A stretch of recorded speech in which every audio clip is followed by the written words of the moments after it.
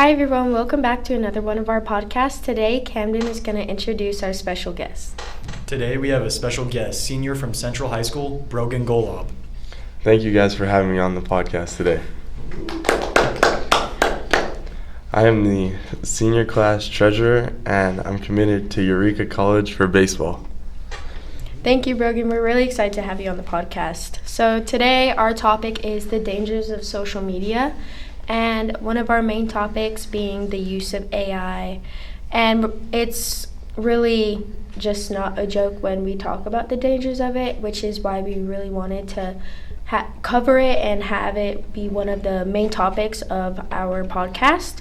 So not just scrolling forever and having to go through all of this content, but the dangers of the content that we're watching and just the kids that are on social media, they are being impacted severely by the dangers. So now Camden is going to talk a little bit about what he thinks about it. Social media isn't just an app anymore. AI surrounds our whole lives and how we're being affected by it. It's a whole environment that shapes the way we see ourselves, the way we communicate, our mental health, and habits. Pretty much everything. And there are real risks that come with AI. So we want to break down the biggest dangers people our age are dealing with.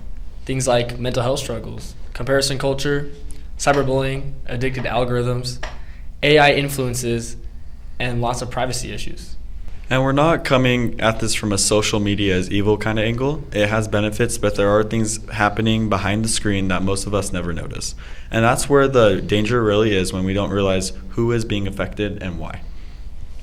So the first topic that we're going to talk about, that the biggest danger is from how social media affects us, is mental health. So constant comparison, unrealistic standards, highlight reels, this kind of stuff can mess with the confidence and the self-image of the people who are viewing this content, especially with kids our age who are still growing mentally and physically. They have a hard time with comparing themselves and being compared to people on social media when not everything is how it looks. So, Brogan, do you have any personal experiences with comparison culture on social media? Well, personally, I didn't think I was good enough at baseball because I was seeing 14-year-olds hitting 20 home runs in 5 games. So I thought that was the standard. But now I realize that's not the standard. Thank you, Brogan. That's a great answer, Brogan. We compare ourselves to real life to someone else's best moments. Comparison culture is a huge thing that surrounds our life, and AI completely surrounding it. It creates a pressure that we don't even notice. It can lead to anxiety, body issues, and not feeling good enough. Our next topic is addictive designs and algorithms. Another major danger is how social media is designed to keep us scrolling. Notifications, endless feeds, recommended content. None of this is an accident. The longer we scroll, the more ads they show us, the more money they make. So the apps are engineered to be addictive even if it's unhealthy for us. Our next topic is AI and misinformation. So this is a topic that not only we wanted to bring up, but also some of Central staff have brought it up to us as well. With the AI side of things, something that we want to focus a lot on during this podcast episode, there are so many things that come with AI. Yeah, it can make funny videos and stuff, but then there's also the dangers of it, which is the content that it's putting out to people and just the way that it harms everyone who comes into contact with it. So Camden's going to talk a little bit about that. Yeah, that's a great point, Issa. AI decides what we see, what goes viral, what gets hidden, and even what stories spread. When you look up a Google query these days, AI overview pulls up before the sites, which is just ridiculous.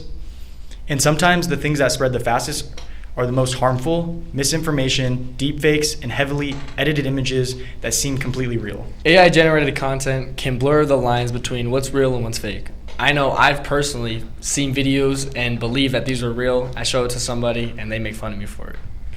And when people can't tell the difference, it becomes a huge danger emotionally, socially, and even politically.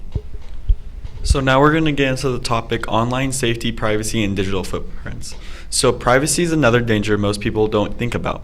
Every like, every share, every message, even deleted posts can be tracked or stored. Talking about just how all of our information is always on these apps. So no matter what you do, there's always going to be a digital footprint. So it's always going to be on social media.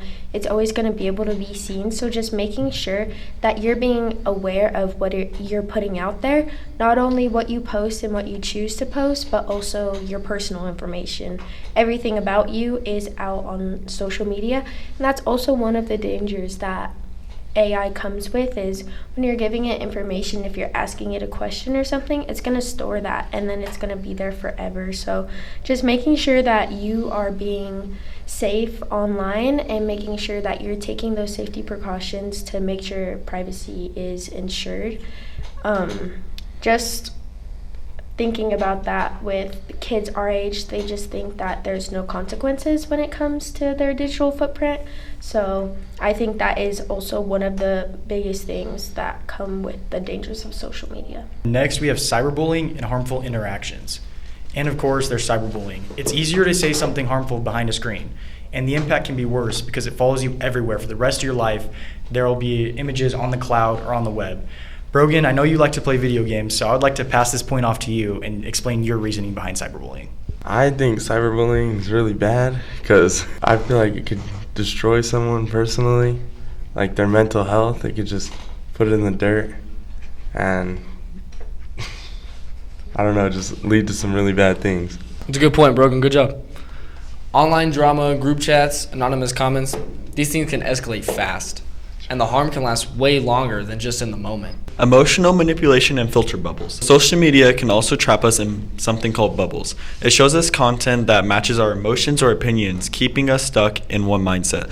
So say like you're really sad and you're liking sad stuff on TikTok, like reposting about sad stuff. That stuff is going to keep going on your For You page and you're going to keep watching it and you're even going to get more sad. Yeah, that's a good point. And so just having that algorithm can be a good and a bad thing when it comes to social media. So if you're, like Angelo said, if you're upset about something and you're interacting with these certain videos that are making you upset already, then it can cause more stress if you're already stressed out, and it kind of makes people more insecure because they think, oh, this is made for me because I'm seeing it. So it can make people more insecure, and that emotional loop and just the constant loop of dangerous content for your mental health, it's just very dangerous when it comes to making sure that you are taking care of yourself. As someone that posts regularly on social media apps like Instagram, there'll always be people that'll bring you down, seem to hate behind a screen, but they're too scared to say it to your face. So today we're breaking this all down. We'll be talking about real experiences with real people, things we've seen in our school, and how these dangers show up in everyday life. So Brogan, I would like to talk to you about your commitment and how this affected you, if people brought you down or they lifted you up. I just want you to explain that. A lot of people lifted me up and they congratulated me for committing to this college. It made me really happy, you know, to see that people care about me and like all my coaches, my family, and it was just nice to see who cared.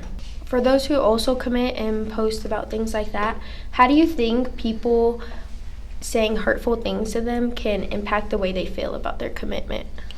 I feel like it can make them like want to decommit because people are just bringing them down. Yeah, I agree with that.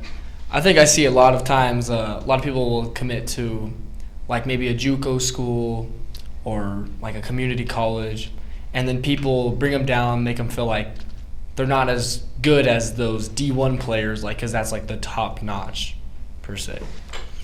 But we'll also be talking about how to stay safe, different strategies on how to build healthier habits, and how to use social media in a way that it supports you instead of hurting you. Because we have to remember, social media isn't going to go anywhere, but we can learn to use it smarter, healthier, and more intentionally. So now we're just going to have more of a open-ended discussion about everything that we just talked about. So if any of you have any personal experiences with any of the topics that we just covered and want to talk about it. I would like to bring up my post I made over the summer where we won this tournament. but this kid texted me directly and just brought me down for no reason, even though we beat them. It just hurts to see that people, instead of bringing you up, just bring you down. And it really lifted my spirits when D60 personally texted me and they made a post about it. So that really helped. I'd say a topic I'd want to touch up on is like more of the Instagram posting, like Cam did mention. So like posting on Instagram, it could always like be a very good thing or a very bad thing. You know, you could get a lot of likes, but there's always I remember I posted an Instagram post a few months ago, and you know, all the comments were nice, and then there was this one guy saying, "This is not tough." So, you know, like, it was just like, I didn't think too much about it because it was just a random user account with no followers. So it was obviously someone just trying to like hate or make fun. But there's always going to be people like that on social media that stay behind a screen just trying to bring yourself down.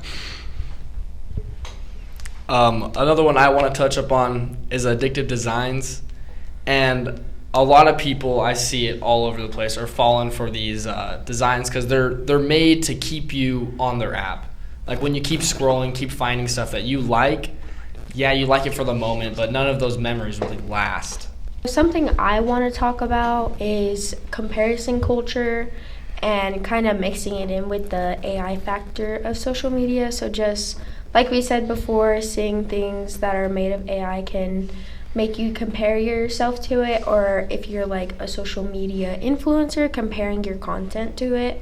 It can really harm your self-confidence, and so posting on social media and making content might make you happy, but then when you are compared to fake content or even like fake people, it can be really harmful because it can impact your mental health. And something that, especially like as a girl, comparison culture is a really big thing because there's unrealistic beauty standards and there's unrealistic standards for girls in general. Just like even things like if you're in a relationship or something and they see a video of the way somebody else is being treated, just is really important that you realize that you can't compare yourself to something that isn't real.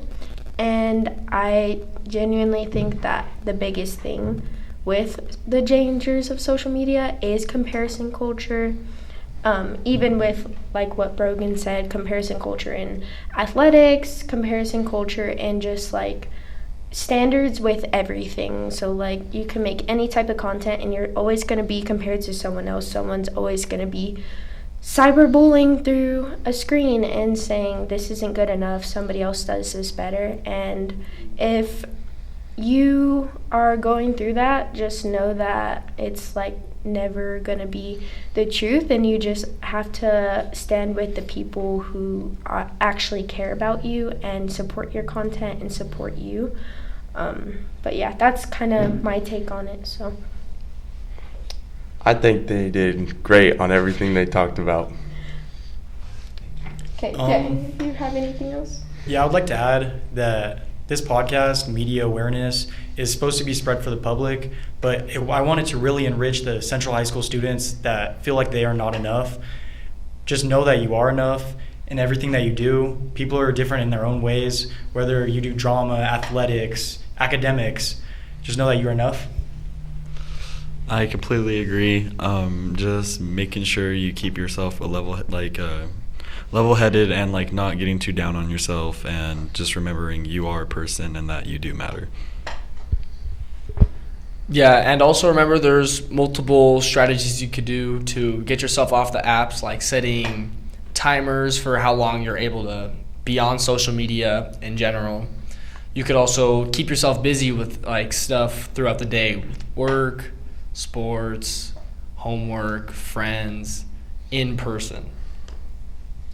Yeah, so just making sure that you know that people do care about you, people do think you're enough, so just making sure that you know that you have people there for you. Especially here at Central, we definitely have a family-oriented community here, so the staff here do care about you, your teachers care about you, your peers care about you. Just making sure that you know who is there for you and making sure you know there's always going to be someone there for you. And even if you do feel alone, everyone who is on this podcast is always going to have their DMs, their texts open for you. So making sure you know that we always have an ear to lend. So if you ever need to talk about anything or have something going on, there's always going to be someone that you can talk to about it, a teacher, a trusted adult, anything like that. So just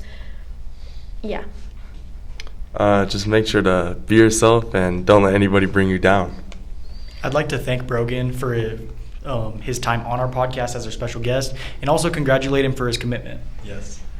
Thank you, guys. Thank you, Brogan, for coming to our podcast, like Camden said, and congratulations on committing to Eureka College. Yeah, Brogan, another thanks to you. I do want to ask you a question. What are some strategies you personally do that helps you stay off of social media apps or deal with the hate comments? Like you said, I usually set a screen time, so I'm not on those apps as much. And I usually just ignore the hate comments, stay away from them, because I just don't want to be brought down. Perfect. Thank you so much for watching our podcast. I hope this brought some sort of awareness to the dangers of social media. If you have any questions, let us know, and we hope you enjoyed this. Thank you. Thank you guys for tuning in. Thank you. Thank you. Thank you.